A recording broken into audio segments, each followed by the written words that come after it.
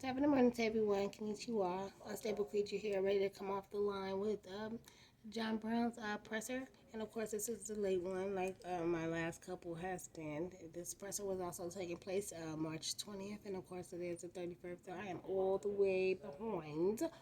And Ms. Walling, I'll be catching up, and I'll be talking about the week. Okay.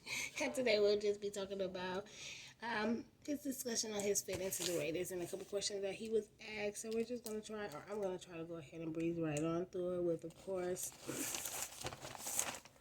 my writing.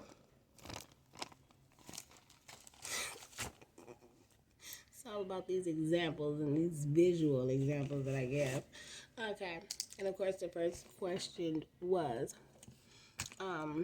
what about the Raiders put them at the top of the list for him? And of course, him saying paying attention to the growth as far as like last year and being, seeing that the whole system is so young, seeing that everybody's in Las Vegas now, and you know everybody just wants to be a part of this new legacy that is going to reign for a long time. How much did he look at the way Aguilar was used, and how did he plan to fulfill those shoes?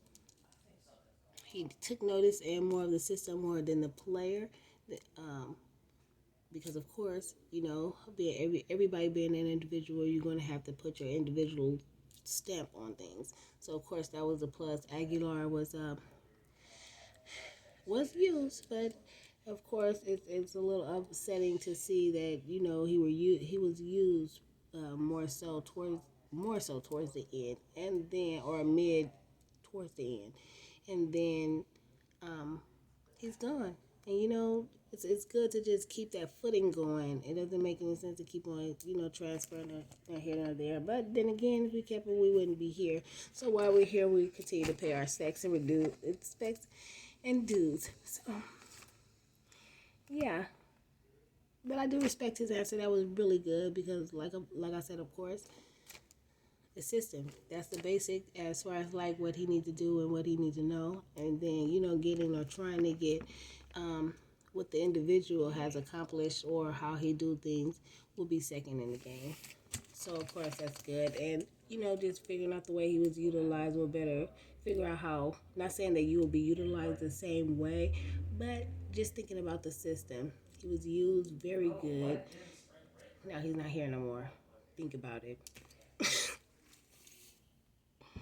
Is he looking to be a leader to some of these young players on the Raiders right now? And he's talking about Ruggs, Renfro, and so forth, and etc., which is good. He most definitely look forward to bringing his mentorship that he acquired in Buffalo to be able to store in these young guys here, and whatever they may be able to take from and pass on is also a plus and a blessing within itself.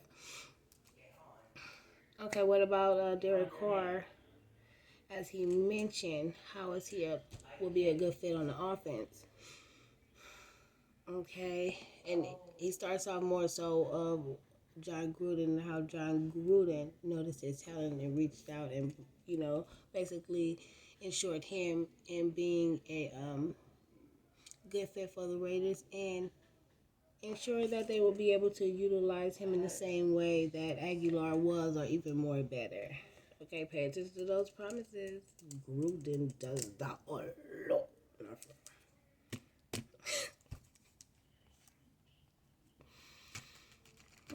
Okay, next question was about Carr reaching out to him, and of course, Carr reaches out to all of his players, making sure everybody is comfortable and that's where they want to be. If not, making sure that you're still going to do what you have to do for the team. So to see where everybody is and where everybody want to be, that you should be, and most definitely get comfortable so that you be able to be utilized, or he'll be able to know how to utilize you even better. Always keep yourself open for communication and to be able to display your skills and you know at any given time. That's always a plus. So okay, what was the biggest decision factor to choose to come here to the Raiders? And his biggest factor that he had to at least consider was the pay cut that he had to that he did take to come here, but he figured the opportunity and everything that can transpire is bigger. and he's happy with his decision, and just can't wait to put his stamp on things and be a part of it.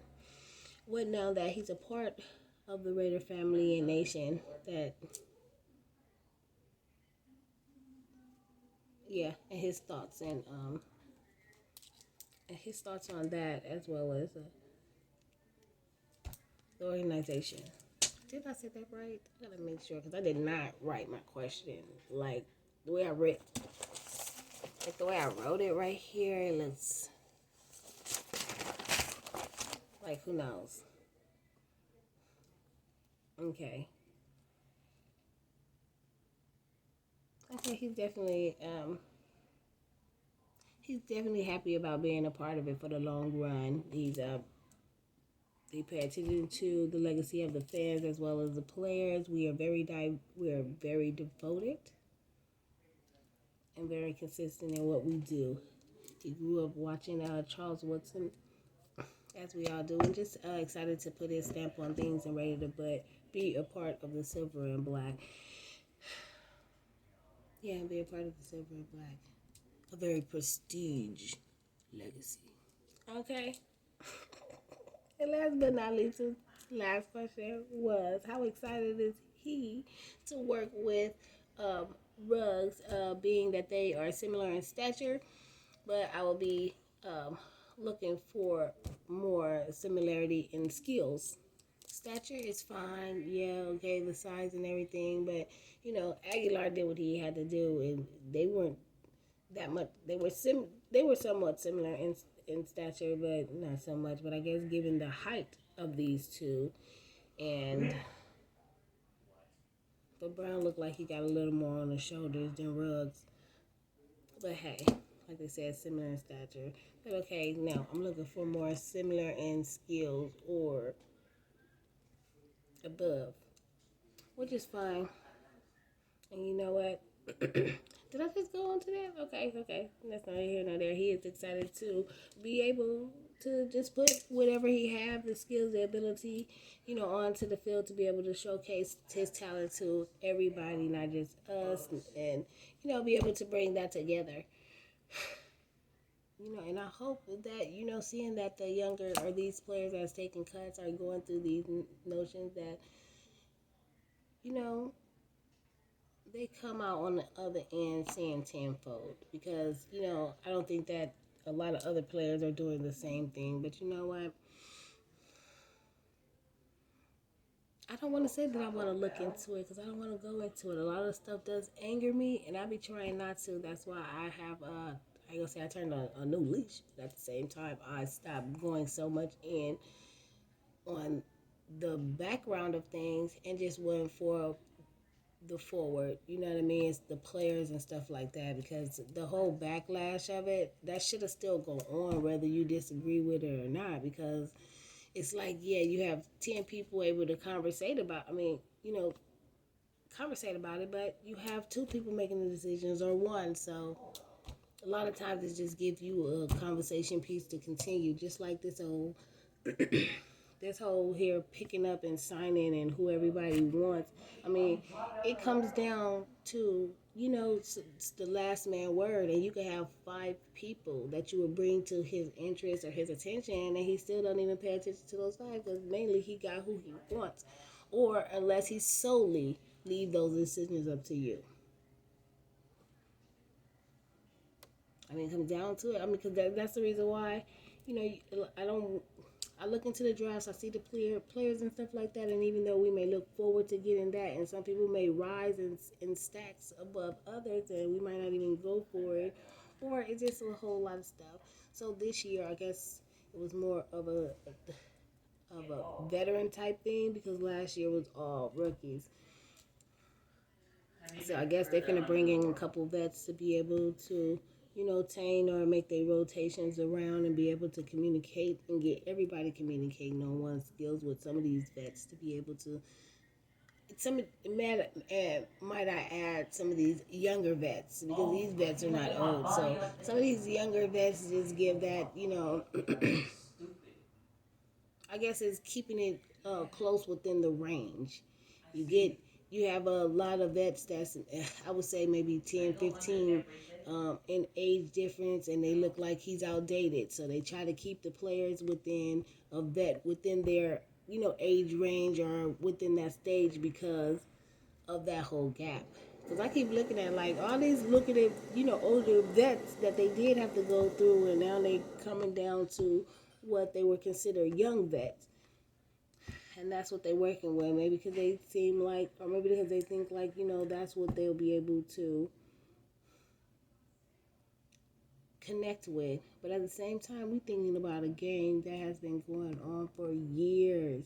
And prior to you coming in, the people that you study or you're real vets that's 20, 30, 40 years, 50 years older than your ass. So I just don't get it.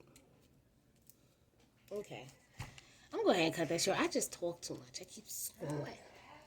Okay. Now, with that being said, let me go ahead and cut this video because, of course, I need to get my Willie Snap the 4th video off. And, of course, I feel like I'm missing one more. It's a powdered donut. I know I'm missing it. And I did not get into my my little comedy because, of course, Mr. Brown was looking somewhere else. Like, he was looking all off into the world. He wasn't even looking at the camera or nothing, but that's not my favorite word. That's not here nor there. I'm going to let you guys go and make sure you guys have the best day that you possibly can. Okay, and I'm out. Deuces. Picking up the deuces.